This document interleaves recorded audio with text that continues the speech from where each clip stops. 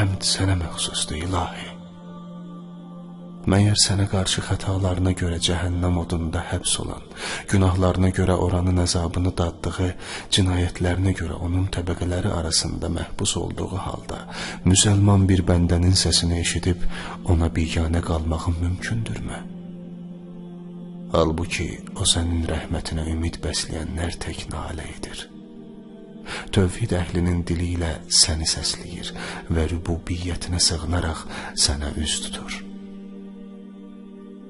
Ey mənim Mövlam, sənin əvvəl göstərdiyin güzəşt və hilminə göz dikdiyi halda necə əzab içərisində qala bilər? Yaxud sənin lütf və rəhmətinə ümidlə baxa-baxa od ona necə ağrı verə bilər? Yaxud səsini eşidib vəziyyətini gördüyün halda atəş onu necə yandıra bilər? Yaxud zəifliyini bildiyin halda cəhənnəmin vahiməli uğultuları onu necə bürüyə bilər? Yaxud imanındakı səmimiyyətini bildiyin halda onun qatları arasında necə narahat halda qala bilər? Yaxud səni ey Rəbbim deyə səsləyərkən cəhənnəmin zəbaniləri onu necə orada saxlaya bilər?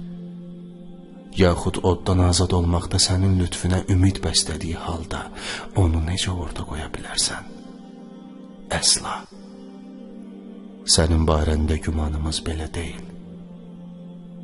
Nə sənin lütf və ehsanını bu şəkildə tanımışıq, nə də bu sənin tövhid əhlinə etdiyin yaxşılıq və ehsandan düz gəlir.